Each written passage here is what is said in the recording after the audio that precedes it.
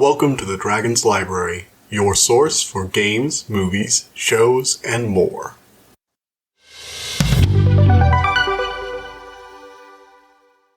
Hello everybody, welcome back to the Dragon's Library. So today, well, I haven't actually watched anything recent, and I don't really have anything planned for today.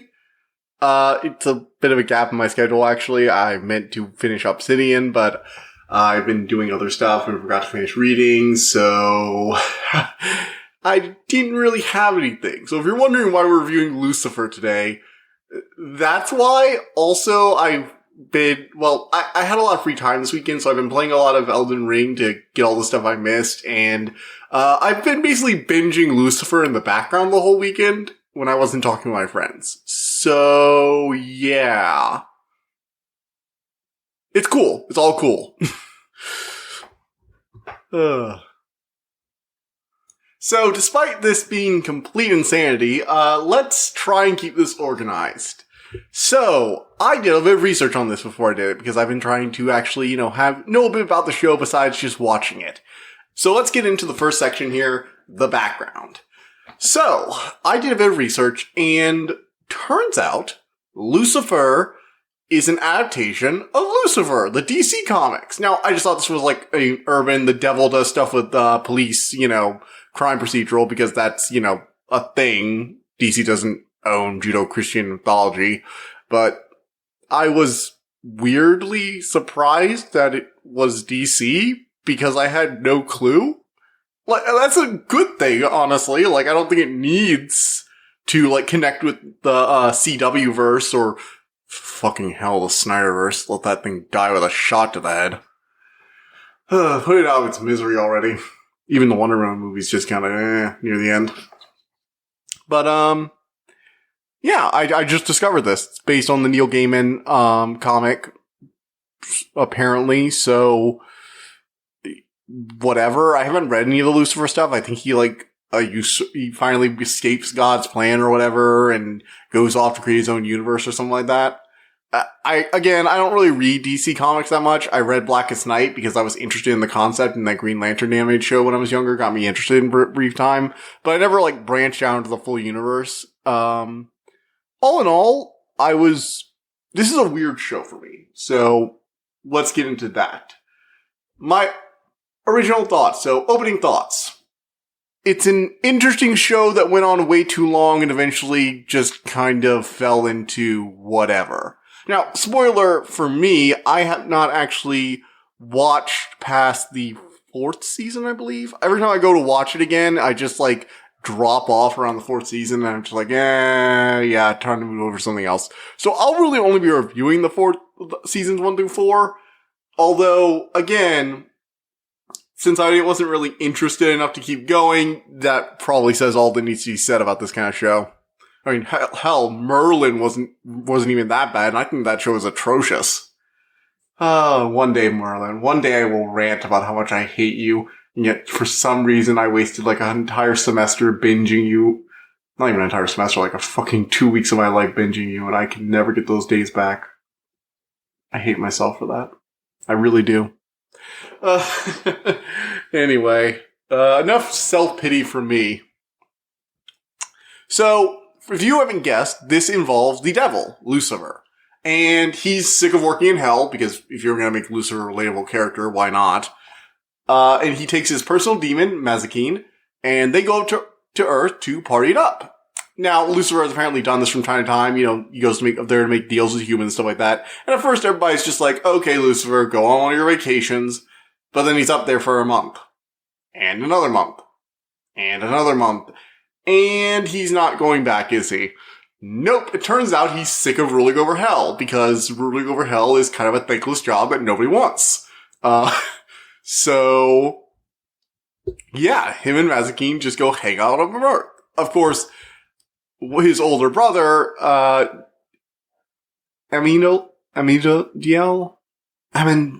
god, I forgot to pronounce this. He's another angel. I forget his name off the top of my head. And I'm looking at it right now, and I cannot pronounce it. Amendiel. I've heard it in the show, but I don't know why. I just keep forgetting it. Anyway, he goes down because God sent him down to get Lucifer back into hell. And Lucifer says, fuck you, I'm gonna stay here, you can't make me, you can't kill me, because then I wouldn't be there to roll over in hell, and you'd fail your mission. You also can't force me down there because, various reasons that keep getting more and more elaborate. And, so there's really nothing you can do but sit back and enjoy the show. Because he can't go back to heaven until Lucifer goes back to hell. So, they're both unhappy. Or I guess Lucifer's having the time of his life, and, Amena is super unhappy. I'm just gonna call him A. A the angel. Yeah. All in all, that's the basic setup. In the first episode, Lucifer gets caught up when one of his friends, the people he made his deal with, they didn't entirely screw over. He gave a fair deal because he's actually a lot fairer than most of the legends make him out to be. Like, there's often a twist, but sometimes he actually does just help out people for a fair price. Go figure. So one of his clients, who he was actually on good terms with, got murdered, and he gets involved in the police investigation with a detective named Chloe Decker.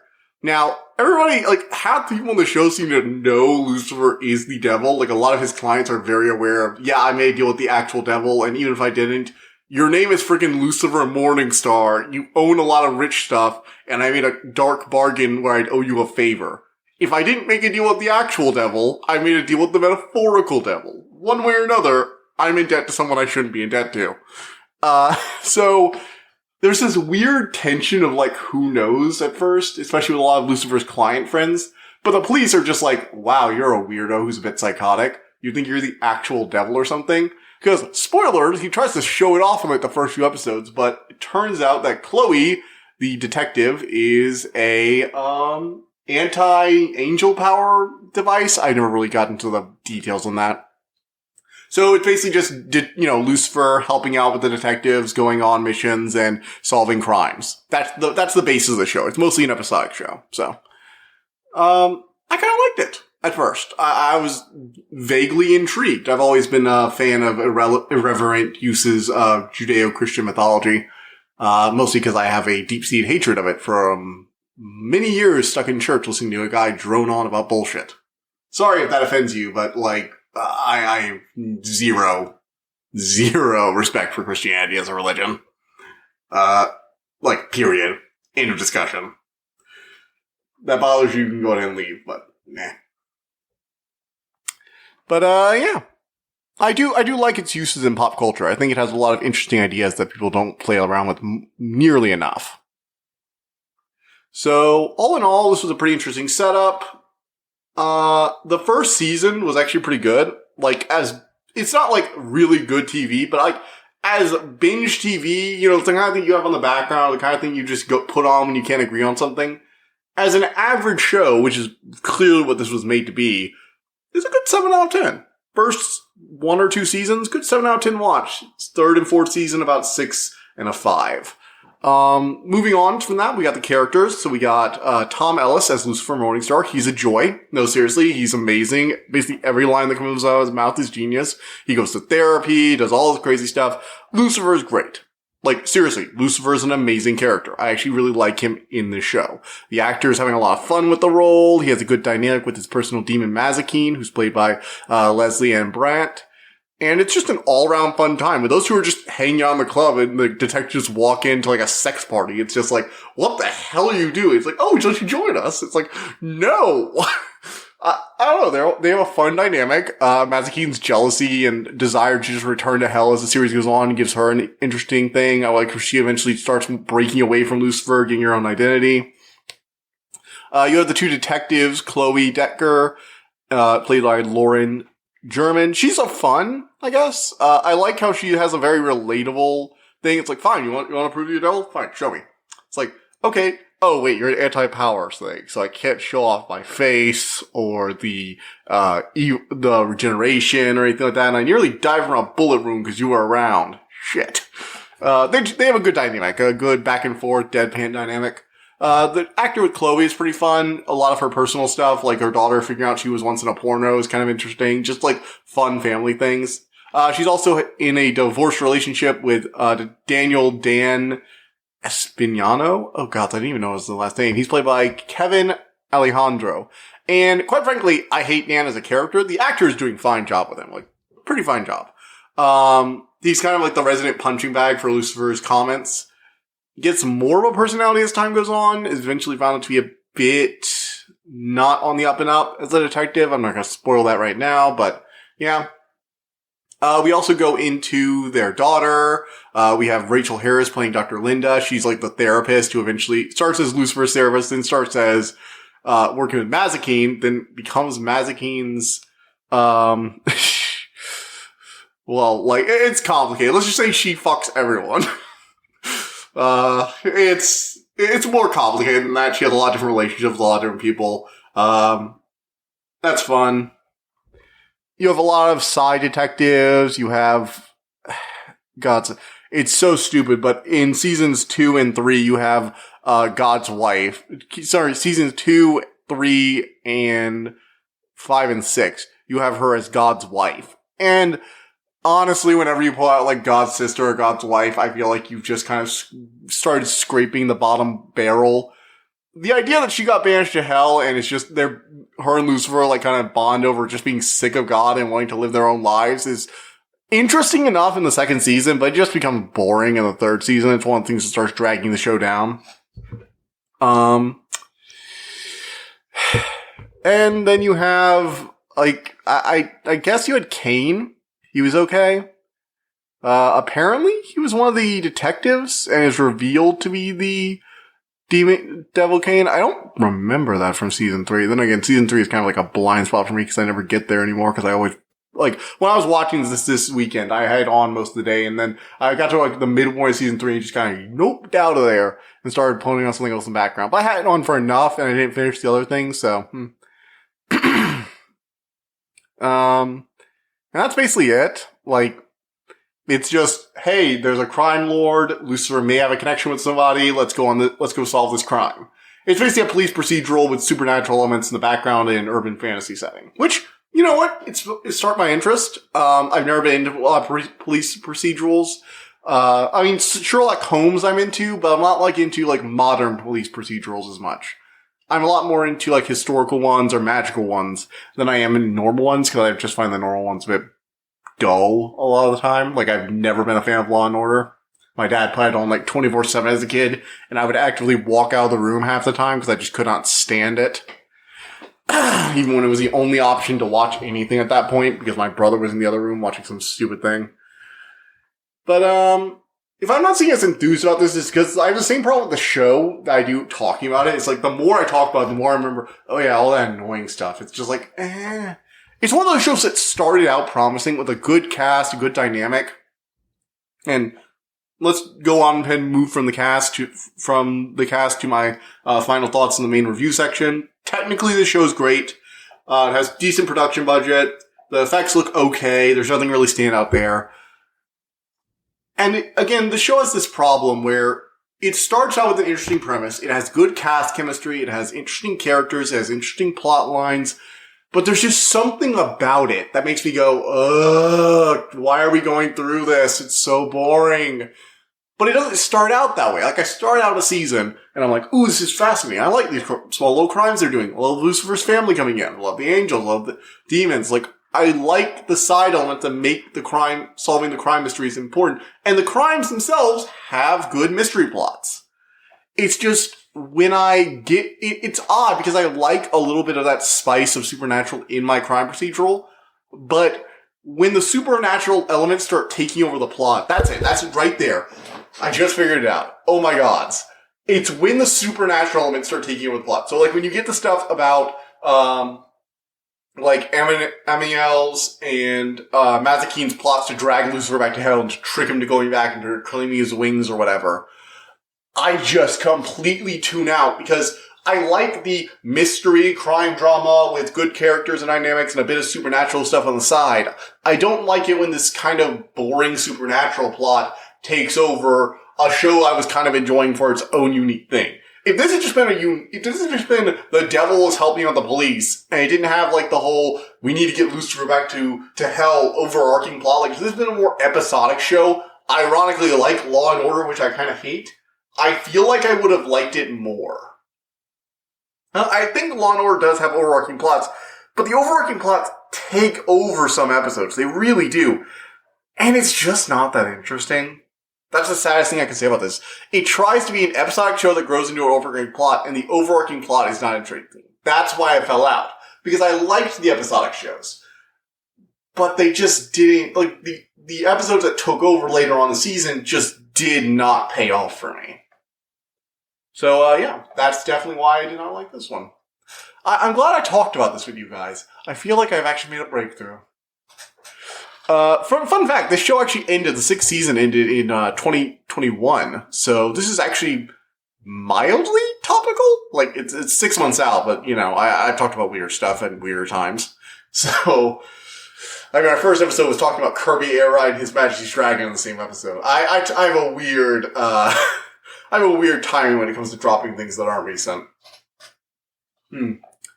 But, yeah. Okay, so, moving on from that, we're going to go into the spoiler section. If you don't want spoilers, you better get out of here.